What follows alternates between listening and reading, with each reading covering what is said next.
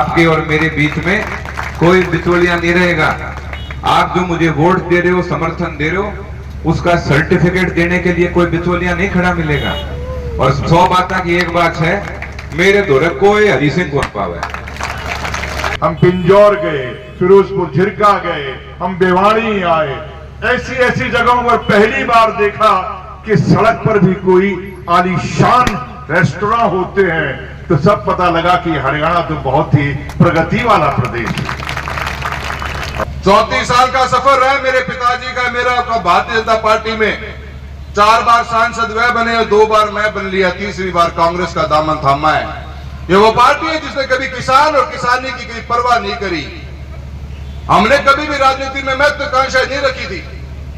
हम सीधे रास्ते चूरू से बाहर निकलने वाले लोग नहीं थे। हमने चूरू की जनता के बीच में रहकर चूरू की जनता की सेवा करी, इसीलिए 7-7 बार आशीर्वाद पाया है।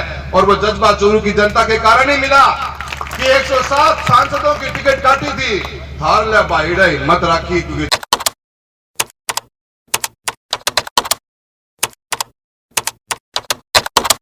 हमें छुटकारा पाना है। जैसे मैं आपको बता देता हूं, मेरी औरों से भी बात हुई है, मेरे भाइयों से, साथियों से, आप सबसे मेरे इस बारे में जिक्र हुआ है।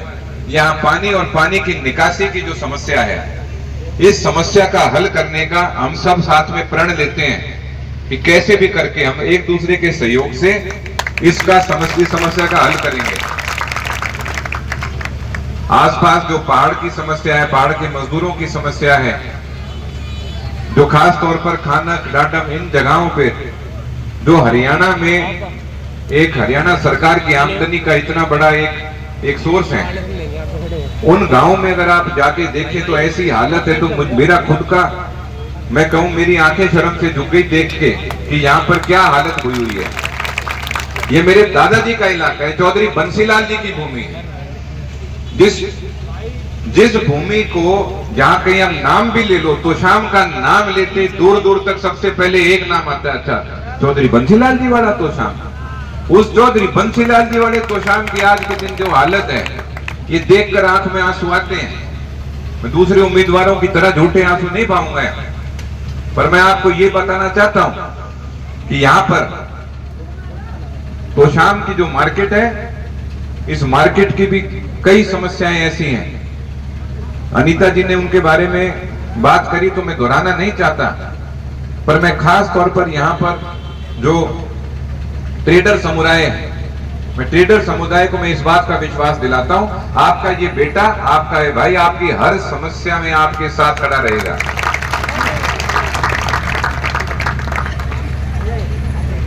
तोशाम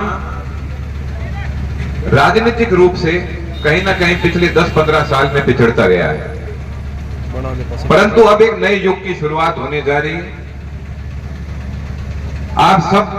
आप सब के सहयोग से, मैं आप ही का भाई हूं, आप ही का बेटा हूं, और मैं आपको इस बात का विश्वास भी दिलाता हूं। मैं ये कहना भी चाहता हूं कि मैं आपका सेवक बन के काम करूंगा।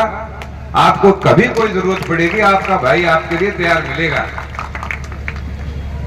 आप सब जानते हैं, ये चुनाव में मैं मर्यादा में रहकर लड़ रहा हूं। रोज नई बात सुनता हूं, रोज अपने बारे में कोई ना कोई नई ऐसी बात सुनता हूं जिसको देखकर मैं राज बब्बर जी को बताना चाहता हूं कि यहाँ पर हमारे यहाँ पे ऐसी ऐसी प्रतिभा हैं जो सच छोड़ो आपकी फिल्मों की स्क्रिप्ट राइटिंग बहुत तगड़ी कर सकती हैं। हम तो उन प्रतिभा के लिए भी कोई रोजगार ढूंढने की कोशिश करेंगे, परंतु आप ये जानते हो मैं मर्यादा में रहता हूं। मर्यादा में मैं इसलिए रहता हूं, मैं चौधरी बंसीलाल जी का पोता हूं। उन्होंने अपने राजनीतिक जीवन और व्यक्तिगत जीवन को बहुत शालीनता से जिया। कभी किसी मंच से उन्होंने कोई ओछी बात नहीं करी किसी के बारे में। मेरे ऊपर भी इस बात का उत्तरदायित्व है, मैं उसी शालीनता से अपना राजनीतिक जीवन जीना चाहता हूं। और आपको मैं ये बताता भी हूं, मैं हर जगह ये बात कही है, भाई भारतीय जनता पार्टी से जो उम्मीदवार हैं वो मेरे चाचा जी की बेटी है, मेरी बहन है। उनका चुनाव जो लड़ रही हैं वो मेरी चाची जी हैं, मेरे लिए सम्माननीय है। और मैं कहता हूं भाई आपके बीच में भी मेरी बहन आए तो उसका पूरा मान सम्मान करना है, पर वोट भाईताएं देने हैं। समय का अभाव है, अभी मेरे बाद में और वक्ता रहते हैं, उनको भी आगे जाना है और प्रोग्रामों के लिए, तो मैं अपनी वाणी को यहीं विराम देता हूं। पर एक बार आप सबका, यहां पर आप सभी उपस्थित मेरे आदरणीय बुजुर्गों का, मातृशक्ति का, मेरे भाइयों का और मंच पर आसीन सभी विशिष्ट अतिथियों का मैं दिल की गहराइयों से आभार व्यक्त करता हूं कि आपने यहां आकर इस सभा को सफल बनाया। और जो आप आज मुझे प्यार दे रहे हो, मान सम्मान दे रहे हो, मैं आपको विश्वास दिलाता हूं वही मान सम्मान आपको मिलेगा। आपके और मेरे बीच में कोई बिचौलिया नहीं रहेगा। आप जो मुझे वोट दे रहे हो, समर्थन दे रहे हो, उसका सर्टिफिकेट देने के लिए कोई बिचौलिया नहीं खड़ा मिलेगा। और 100 बात की एक बात है, मेरे दौरे कोई हरी सिंह को पावे।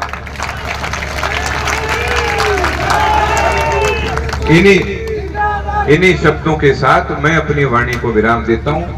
पर यहां पर हम जहां बैठे हैं, इस पावन धरती पे बैठे हैं, मैं एक बार कहना चाहता हूं, बोलो बाबा मोंगी पाक की, बोलो बाबा गुलाबगिरी महाराज की। इन्हीं शब्दों के साथ मैं अपनी वाणी को विराम देता हूं। जय हिंद। राम राम भाइयों, राम राम। और आप पड़ोसी हो, ढंगू राम राम तो कर लो यारो। राम राम। आदरणीय राज मेंबर साहब, बड़ी खुशी है आप आए हैं आज। हमारे प्रत्याशी अनिरुद्ध जी, सम्मानित मंच, मैं स्वर्गीय चौधरी बंसीलाल जी को याद करते अपनी बात को शुरुआत करनी चाहूंगा। मेरे दादा मास्टर दीपचंद जी, उनका और चौधरी साहब का बहुत बड़ी घनिष्ठता थी। सालों साल का परिवार का रिश्ता रहा है। मेरी दादी गांव सिंडवा से ही है।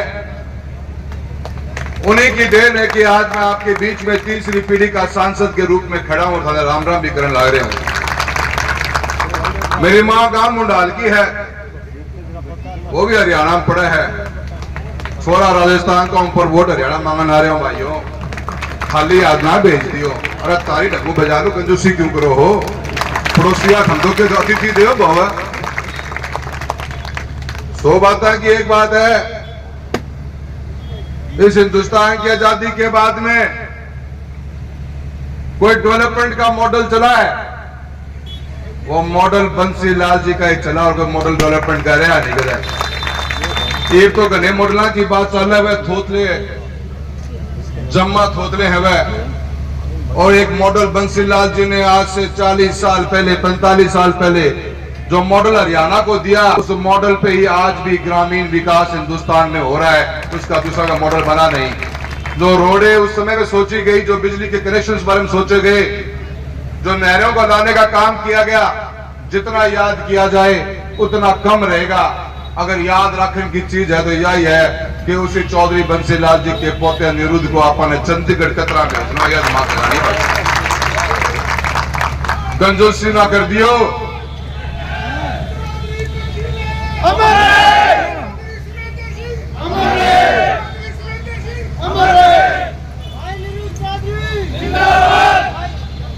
बहुत बहुत धन्यवाद भाइयों। यो एक जज्बा चाहिए अपन। 34 साल का सफर रहा मेरे पिताजी का, मेरा भारतीय जनता पार्टी में 4 बार सांसद वह बने और 2 बार मैं बन लिया, तीसरी बार कांग्रेस का दामन थामा है। ये वो पार्टी है जिसने कभी किसान और किसानी की कोई परवाह नहीं करी। हमने कभी भी राजनीति में महत्वाकांक्षा नहीं रखी थी। हम सीधे रास्ते चूरू से बाहर निकलने वाले लोग नहीं थे। हमने चूरू की जनता के बीच में रहकर चूरू की जनता की सेवा करी, इसीलिए 7-7 बार आशीर्वाद पाया है। और वो जज्बा चूरू की जनता के कारण ही मिला कि 107 सांसदों की टिकट काटी थी। थार ले बाइड़ा हिम्मत रखी क्योंकि दादी संडवे की थी, ऐ कारण थे। और मैं बात बता दूं, मैं ये पार्टी कभी भी किसान और किसानी को न समझ पाई है, न तवज्जो दे पाएगी, न कभी नेतृत्व खड़ा होने देगी, न कभी वैल्यू करेगी।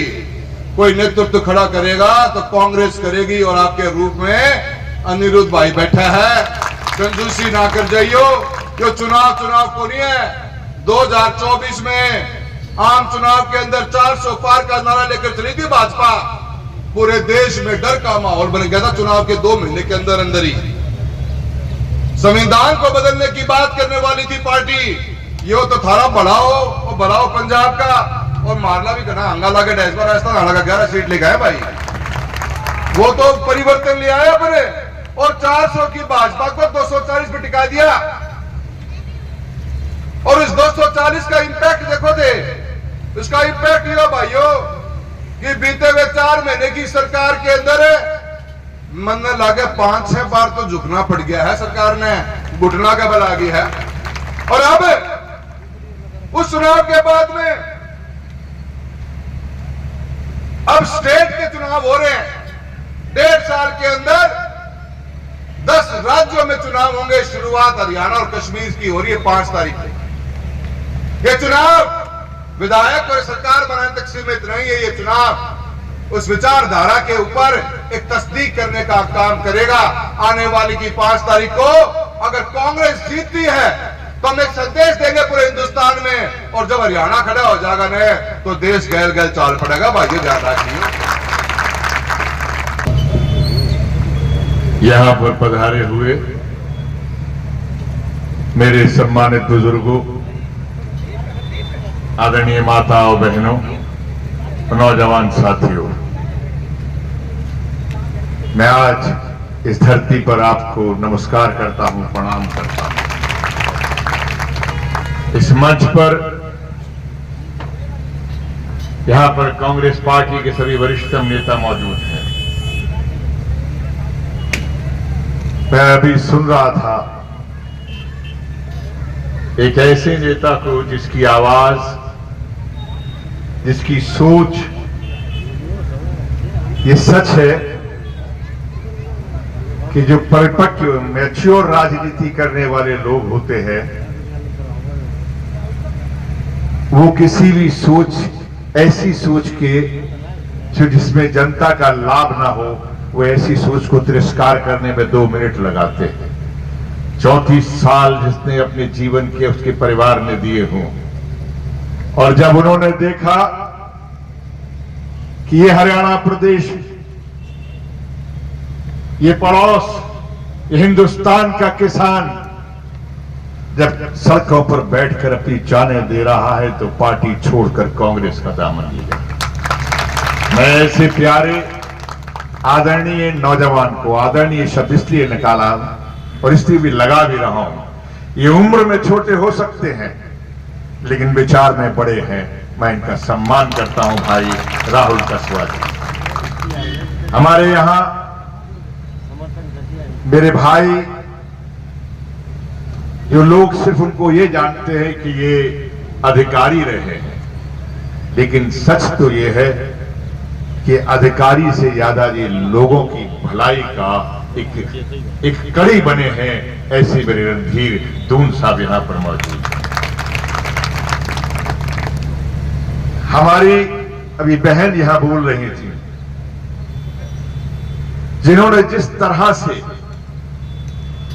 मैं भतीजा कहूं, छोटा भाई कहूं, उसके लिए वोट मांगा, बस मैं इतना ही कह सकता हूं, जिस क्षेत्र के अंदर बहन अनीता मलिक जैसी शख्सियत हो तो शायद यहां कोई भी बैठा हुआ शख्स गलत करने का काम नहीं करेगा। उसको नजर आ रहा है कि वोट कहां देना है और यहां पर ये सब लोग क्यों इकट्ठा हुए हैं। ये इसलिए इकट्ठा हुए हैं यहां भी और यहां भी कि हम आज चौधरी बंसीलाल जी की उस विरासत को सामने लेकर आने का काम कर रहे हैं। और वाकई अनिरुद्ध चौधरी केवल एक प्रत्याशी नहीं, अनिरुद्ध चौधरी से मैं कम उम्र का रहा हूंगा।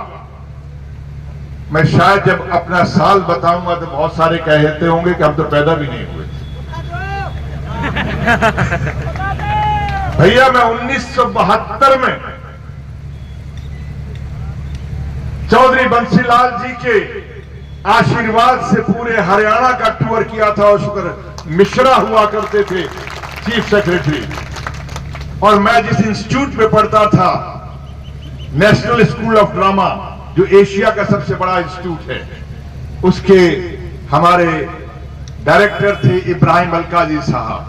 हम कहां कहां नहीं गए, हम पिंजौर गए, फिरोजपुर झिरका गए, हम बेवाड़ी आए, ऐसी ऐसी जगहों पर पहली बार देखा कि सड़क पर भी कोई आलीशान रेस्टोरेंट होते हैं, तो सब पता लगा कि हरियाणा तो बहुत ही प्रगति वाला प्रदेश है।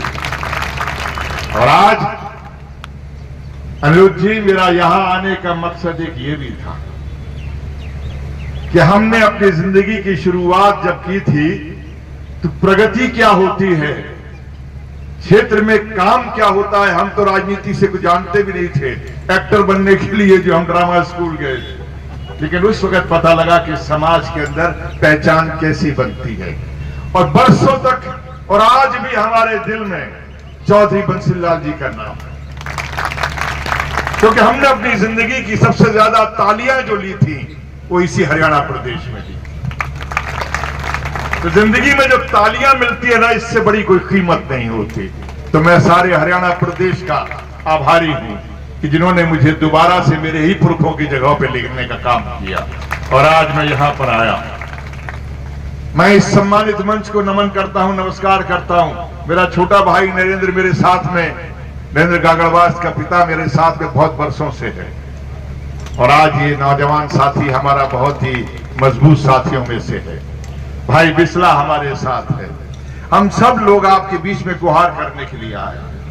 देखो हरियाणा प्रदेश, भाई मैं बहुत ज्यादा बातें नहीं कहूंगा, सारी बातें कह दी गई हैं। अनीता मलिक जी ने तो आपको सब खुल्लम खुल्ला बता दिया है, और यहां तक भाई राहुल ने कहा है, और जिस तरह से बहुत ही शालीन शब्दों के अनिरुद्ध ने कहा है, तो मैं ये कह सकता हूं कि वो पवित्र धरती पर ये वो मेन बाजार है जहां पर पानी की दिक्कत है, यहाँ पर जो जिस तरह से वाटर लॉगिंग होती है, जिस तरह से पानी ठहरता है, तो इन बेचारे हमारे दुकानदारों का क्या होता होगा। यहाँ के विकास को लेकर जो हालात हैं, वो जो विकास हुआ है, सच कहा है कि दून साहब के ने यहाँ पर दी मेहनत करके, जी जान के साथ में यहाँ विकास कराया है। दोस्तों मैं एक बात कहूंगा, हरियाणा प्रदेश जाना जाता है 3 लोगों से, और उसी से ये सारे व्यापारी जुड़े, उसी से सारे महकमे जुड़े, उसी से सारे अधिकारी जुड़े। अगर ये सारे के सारे जुड़े हैं तो 3 चीजें हैं। पहला है किसान, दूसरा है जवान, और तीसरा खेल खिलाड़ी और पहलवान। इन तीनों के साथ में बीजेपी सरकार ने क्या किया?